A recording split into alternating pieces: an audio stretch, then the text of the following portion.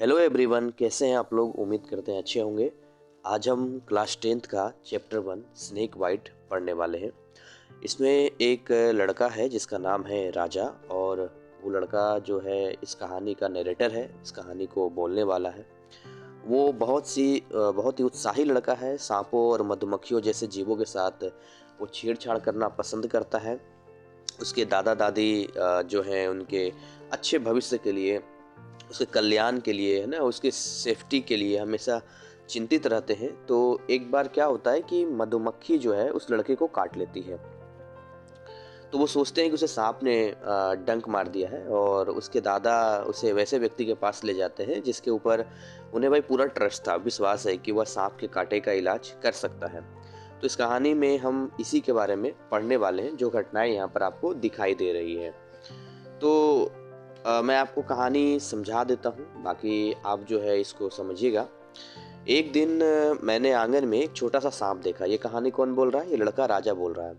वह मंद गति से रेंग रहा था, परंतु जब उसने मुझे देखा तो वह तेजी से सरकने लगा, और उसने स्वयं को नारियल के एक खोल में छुपा लिया। नारियल देखते हैं, जो खोल होता है उसके अंदर छुपा लिया। मैं चुपचाप उसके पास गया और मैंने पत्थर से नारियल के खोल के मुंह को बंद कर दिया।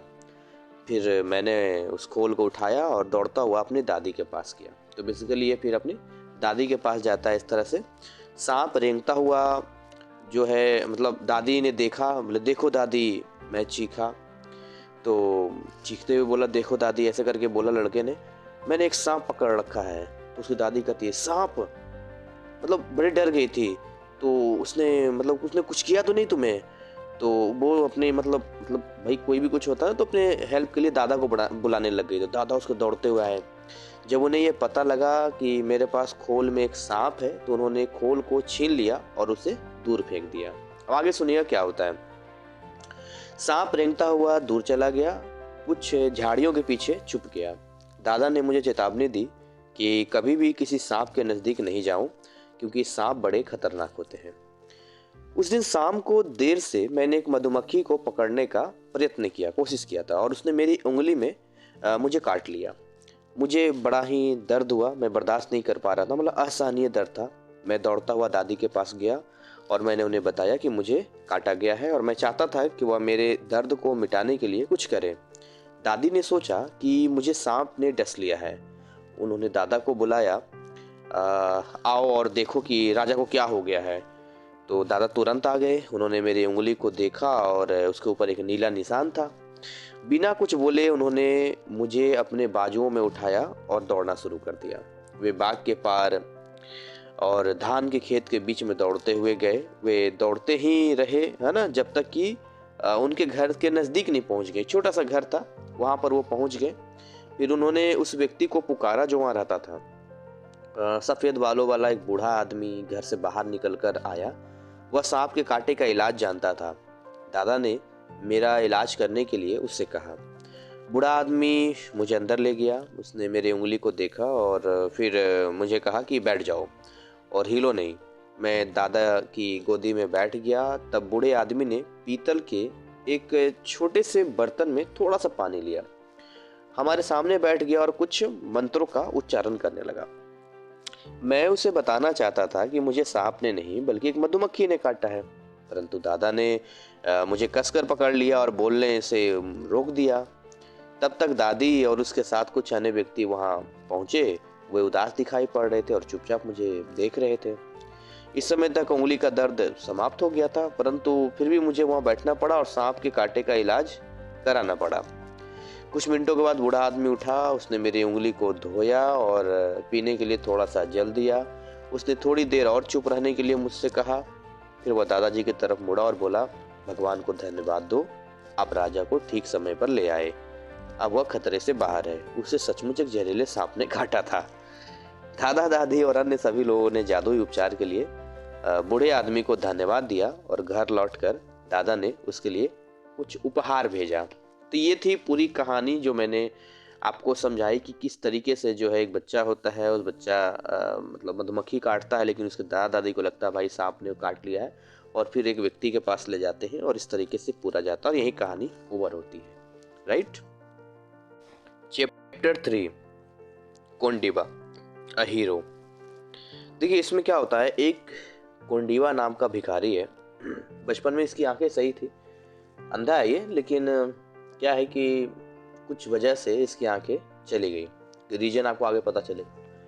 तो जब ये मुंबई गया, मुंबई जाने के बाद इसने वहाँ काम करना शुरू किया। तो भाई ऐसा है कि देखा कि लोग यहाँ भीख मिल जाती है अच्छे से, और यहाँ पर जो है मतलब काम का उतना इसका बिजनेस चला नहीं, तो इसने भीख मांगना शुरू किया। और तुकाराम नाम का एक व्यक्ति होता, उसे घर पे रहना शुरू कर दिया। तो कहानी में ऐसा है कि लिखा है कि कोंडिबा गायकवाड़ पूरा नाम है। ये भिक्षा मांगने से इसको घृणा थी, बहुत नफरत करता था कि भाई मैं भीख नहीं मांगूंगा। लेकिन महाराष्ट्र में जब 1972 और 1973 में अकाल पड़ा, तो उस कारण से क्या हुआ, कोंडिबा को तलाश में औरंगाबाद में अपने घर में मुंबई जाना पड़ा, है ना, औरंगाबाद में। तो सबसे पहले उसने झाड़ू बेचने का काम शुरू किया। दुर्भाग्यवश से अपना सामान बेचने में उसके भाग्य ने उसका भाई कम साथ दिया, होता है कई बार। थोड़े दिन बाद उसे पता चल गया कि मुंबई भिखारियों के प्रति बड़ा उदार है भाई, विशेष रूप से अंधे भिखारियों के लिए। तो 25 वर्ष की इसकी आयु है। तो 25 वर्षीय कोंडिबा अंधा था। वह 8 वर्ष की आयु में चेचक कारण अंधा हो गया था। उसको एक मतलब वो बोलते हैं ना, पॉक्स हो गया था, चेचक, जिसको कहते हैं माता जी आ गए। तो इस तरीके से उसकी आंखों में रोशनी चली गई थी। मुंबई के उत्तर पूर्व में स्थित घाटकोपर की गोलीबार एक जगह का नाम है, वहाँ पर एक झोपड़पट्टी में वहाँ पर एक दिन बादल छाए हुए थे, मतलब वहीं पर यह रहता था। कोंडिबा वहाँ तुकाराम और उसकी पत्नी येलेन बाई के साथ रहता था। मानसून का अंतिम समय निकट था, मानसून जाने वाला था। कॉलोनी के बीच में खुले स्थान पर एक कुआं था, है ना, और वह काले हरे पानी से भरा हुआ था और सतह से कुछ सेंटीमीटर नीचे भी दिखाई नहीं पड़ता था। मतलब ये जो आप पिक्चर देख रहे हैं तो फिर भी आपको मुंडेरा दिखाई दे रहा है, लेकिन क्या है कि यह मुंडेरा नहीं था, बिल्कुल प्लेन था, वो पानी भर चुका था। अब आसपास की झोपड़ियों में रहने वाले लोगों के लिए वह कुआं अत्यधिक उपयोगी था। उन्होंने 2 वर्ष पहले उसे खोदा था, क्योंकि कॉलोनी में एकमात्र पानी का नल था जो झोपड़पट्टी की बढ़ती हुई जनसंख्या के लिए पर्याप्त नहीं था। तो कुएं के चारों तरफ दीवार बनाने के लिए उनके पास कभी धनराशि नहीं आई। तो उन्होंने मिट्टी के चट्टानों से ही कुएं का ऊपरी भाग मतलब बना दिया। तली तंग थी, कीचड़ खरपतवार से भर गई थी। कुआं बड़ा खतरनाक था, परंतु उसके काफी समय से वहां होने के कारण मतलब किसी को चिंता नहीं थी भाई, वहां पर कोई जानबूझ के क्यों जाएगा, कोई दिक्कत ही नहीं थी। एलेन बाई ने खाना बनाया था और वो खाना कोडिम्बा को दिया था कि लो तुम खाओ। जिस समय वो अपने छोटे बोरी वाले थैले में से 5-6 रुपए इकट्ठा कर लेता था, तो उस दिन वो भीख नहीं मांगता था। 5-6 रुपए हो गए भाई, भीख बंद। उस समय 5-6 रुपए की वैल्यू थी भाई, 1972 और 1973 में, है ना। तो अचानक घबराहट और चीखने की आवाजें सुनाई दी। कोडिम्बा और एलन बाई चौंक पड़े। कोई कुएं में गिर गया है, एक औरत को चिल्लाते हुए सुना। कोडिम्बा ने अपना भोजन एक तरफ रख दिया और एकाएक बोला, जल्दी करो, मुझे वहां ले चलो, क्योंकि ये तो अंधा था तो इसे दिखाई देगा नहीं। तो बोला, मुझे ले चलो। 1 मिनट के भीतर अंधा भिखारी और वह महिला उस कुएं के पास पहुंच गए और थोड़े से लोगों की भीड़ को चीरते हुए कुएं के मुंह के पास पहुंच गए। सेकंडों में कोडिम्बा ने अपना कमीज उतारा और पानी में उतर गया। ठीक है, तो इस तरीके से ये बच्चा देख रहे हैं कि डूब गया है और कोडिम्बा पानी में उतर गया।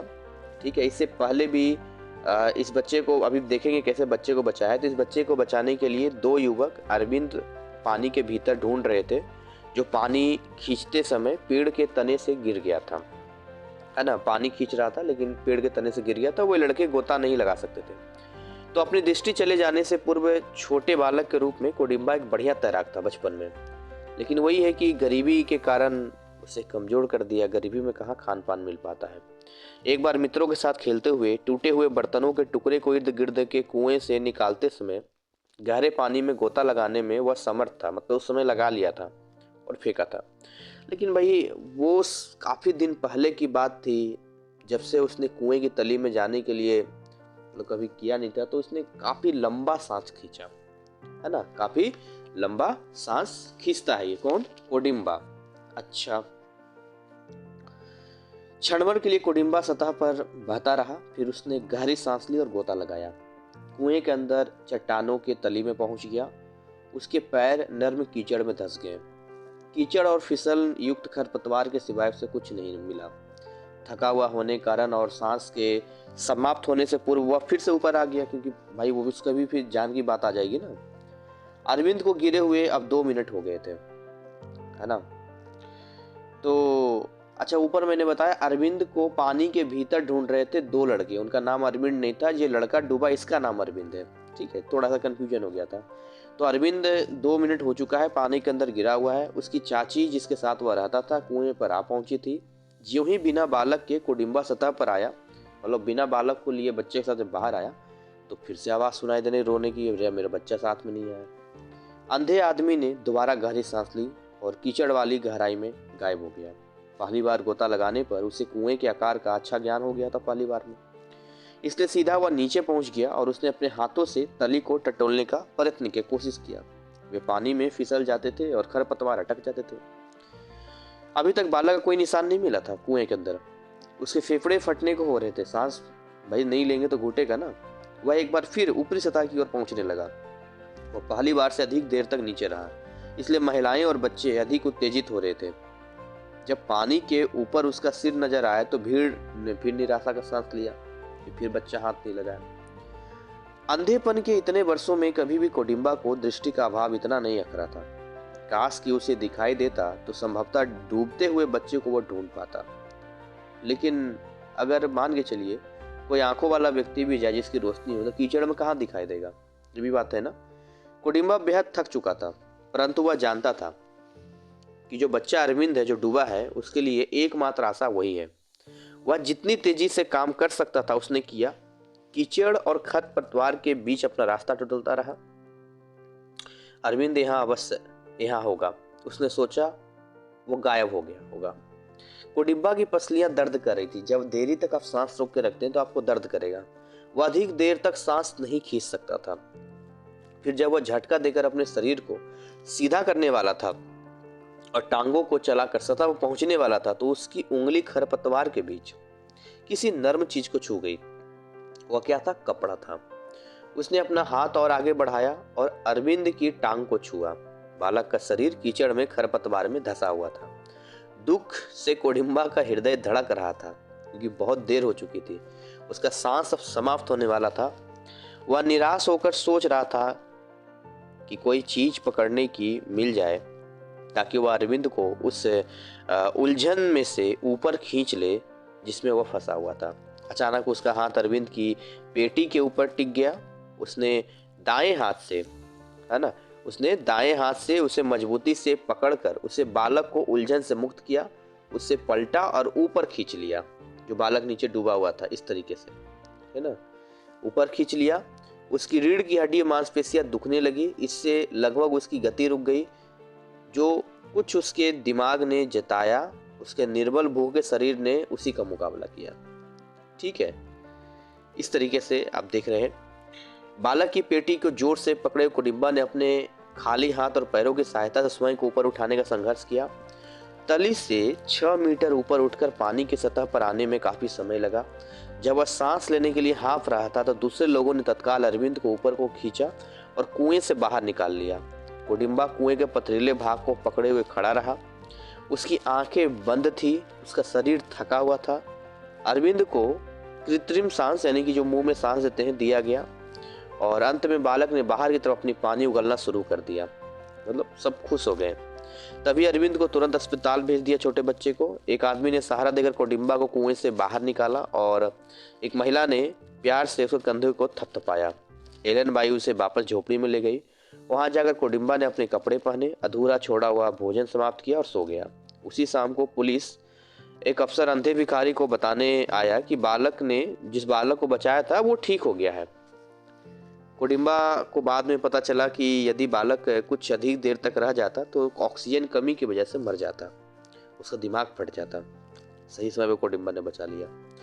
अगले दिन दोपहर बाद अरविंद गोलीबार में लौट आया। वह तुरंत कोडिम्बा के पास आया। अब उसकी चाची अपनी आंखों में आंसू भरे देख रही थी कि भाई आपने हमारे भतीजे को बचा लिया है। ठीक है, निसंदेह कोडिम्बा ने एक जीवन बचा लिया था। परंतु अभी उसका जीवन चलना था और उसके लिए वो भिक्षा मांगता था। दोपहर ढलने से पहले अपना बोरी वाला थैला लिए हुए कोडिम्बा वापस मुंबई गलियों में पहुंच गया था। इसके बावजूद भी भिखारी के साहस की चर्चा फैलने लगी। उसका चित्र और बालक का जीवन बचाने की साहसपूर्ण कहानी बहुत से राष्ट्रीय तथा स्थानीय समाचार पत्रों में छापे गए। एकाएक कोडिम्बा एक नायक यानी हीरो बन गया। राज्यपाल, महाराष्ट्र के मुख्यमंत्री तथा अन्य कर्मचारियों ने उसकी प्रशंसा की। भेंट और पुरस्कार स्वरूप उसे 12,970 रुपए की धनराशि दी गई। कुछ महीनों तक ब्लाइंड होम में उसे शरण दी गई। यहाँ उसने बोतलें भरना और कुर्सियों की सीटें बुनना आदि कुछ काम सीख लिया। आज कोडिम्बा जालना में रहता है, जो उसके निजी गांव के पास मंडी वाला कस्बा है। उसने एक स्थानीय लड़की से विवाह कर लिया है और हल्का सा व्यापार चलाता है। कोडिम्बा गायकवाड़ की वीरता और कुएं में बालक को ढूंढने के दृढ़ संकल्प ने पूर्ण रूप से उसके निजी जीवन को बदल दिया है। जिस भिखारी को भीख मांगने से घृणा थी, उसे फिर कभी भीख मांगने की आवश्यकता नहीं पड़ी। उसे सरकार ने मदद किया। तो ये पूरी जो कहानी थी, ये आपने देखा कि किस तरीके से इस चैप्टर में कोडिम्बा नाम का एक भिखारी, मामूली सा आदमी, लेसन 3, मामूली तो अब नहीं कर सकते, एक जीवन बचाकर हीरो बन जाता है। इसके बाद जो आपका चैप्टर है वो चैप्टर 5 है, a tiger comes to town 1, and उसका सेकंड पार्ट है chapter 6, lesson 6, a tiger comes to town 2। Chapter 8, lesson 8 है, अ बर्थडे लेटर। ये 3 चैप्टर आपको हमारे ऐप में मिल जाएगा, वो भी एनिमेटेड वीडियो के साथ में, जो बहुत ही इंटरेस्टिंग तरीके से मैंने उसको डिज़ाइन किया है, उसको बनाया है। तो ये वीडियो यहीं तक हम बाइंड अप करेंगे, यहीं तक इसको रखेंगे। यानी कि इस वीडियो को ले लीजिए, जो आज आपने 2 स्टोरी देखी और 3 स्टोरी आपको ऐप में मिल जाएगा। तो आपका जो है chapter lesson 1, lesson 3, lesson 5, lesson 6, lesson 8 तक कंप्लीट हो जाएगा। यानी 1, 2, 3, 4, 5, ये 5 चैप्टर आपके कंप्लीट हो जाएंगे। और ऐसे ही इंटरेस्टिंग और स्टडी से रिलेटेड कंटेंट वाली वीडियो हम आपके लिए लेकर आते रहते हैं। कैसा कुछ रहा, आप हमें फीडबैक में बता सकते हैं, ताकि हम जो है आपके लिए बेहतर और बेहतर काम कर सकें। Thank you so much. Wish you all the best.